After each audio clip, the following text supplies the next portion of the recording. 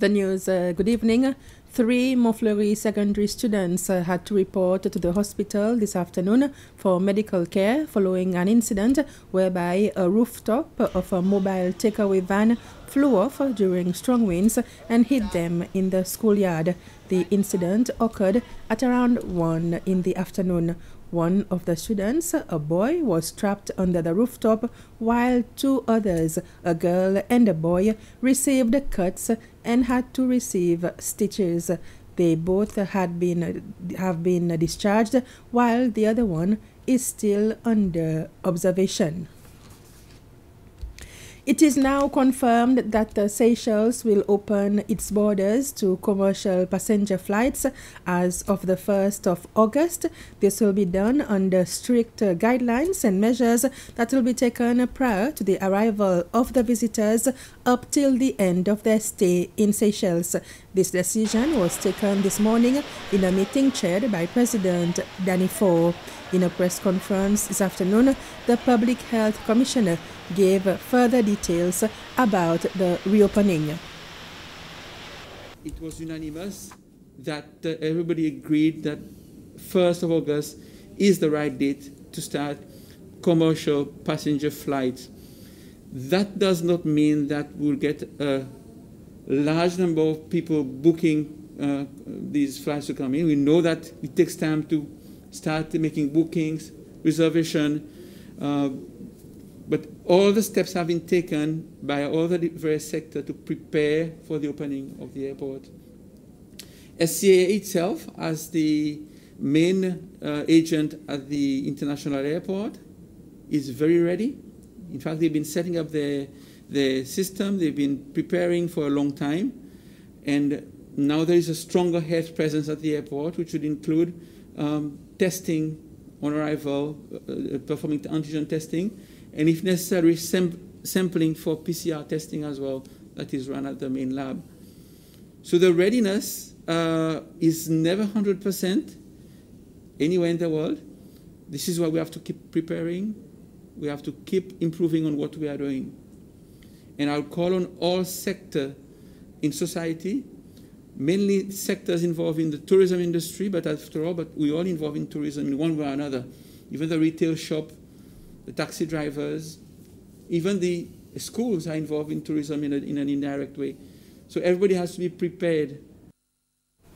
The Supreme Court has declared that the Marine Accident Investigation Board had no authority to hold an inquiry into the incident where the IDC vessel, the Seahorse, caught fire and sank off the coast of Kwe more than 2 years ago, and 4 Seychellois seamen are still missing. It was relating to the incident to Section 170 of the Merchant Shipping Act. The court will also issue a written command quashing the findings and decisions of the board. The Island Development Company, IDC, brought the petition to court asking a judicial review on the powers of the board, whether the investigation was carried out under the sections 170 or 227 of the Merchant Shipping Act, and the breach of rules of natural justice and procedural impropriety. Vice President Vincent Meriton, in his capacity as Minister for the Blue Economy, has reiterated the fact that the blue economy will be one of the sectors offering career opportunities in the future. The Vice President was answering a question by the MNA for Montbixton, Gervais Henry, in the National Assembly this morning. He gave an overview of the blue economy concept as well as of its objectives. He added that the sector is multi-sectorial, with investments in value-added projects, financing of loans and grants, development of infrastructure, and debt swap for the protection of maritime environment. Mr. Meriton said that there are many qualified Seychellois working in the blue economy sector and that there will be more career opportunities in the future. The Clean Up the World campaign will this year be held on a reduced budget. The campaign is usually held during the third week of September. The Landscape and Waste Management Agency, the LWMA, is encouraging members of the public to cooperate with its new arrangements to dispose of waste during the campaign. Seychelles has adopted the theme Our Waste, Our Health, Our Budget for this year's Clean Up the World campaign in September. The Chief Executive Officer of the agency responsible to organize the campaign, Flavia Joubert, says the theme is appropriate since budget of the agency has been reduced due to the impact of the COVID-19 on the country's economy. The committee met this week and they adopted the theme Your Waste, Our Health, Our Budget, which reflects a bit the situation that we are in right now, where we have to be aware of the impact of waste on our health. We have threats, for example, from dengue and other diseases. And we also have to be very much aware of the budget that we have to spend as a country and the amount that we are spending on waste. And in particular, they pointed out that we have to more and more sensitize people on the expenses that we are making when it comes to cleaning up after people have dumped waste.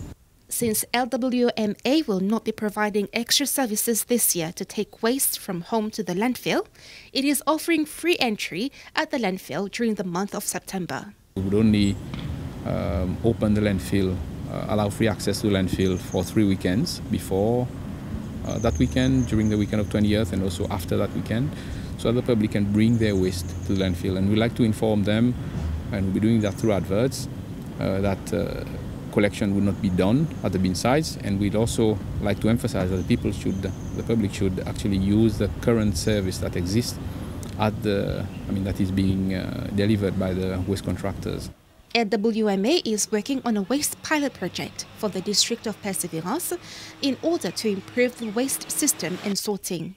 The project is expected to launch next month. The Seventh-day Adventist Church is expecting to build a new rehab center for people who want to quit substance abuse. This is one amongst many projects that the church wishes to implement to help the society that a delegation from the church presented to President Danny Ford during a visit yesterday at State House. The delegation of 4, which was led by Pastor Jean Mesmer Solofo, discussed on the project, which they feel is very important for the well-being of people who abuse drugs and alcohol. Pastor Solofo says that as a church, they do not only preach the Bible, but they also take care of the community around them. And the former Director General of the Environment Ministry has denied victimizing a government weather forecaster because of his outspoken support for the political opposition.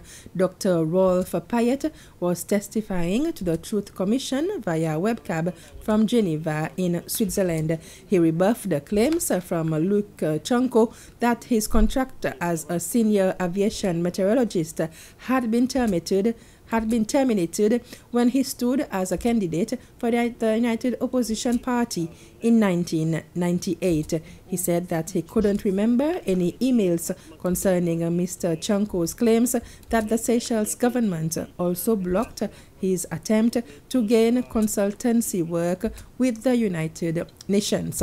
And with this, we've come to the end of this news summary. Thanks for watching.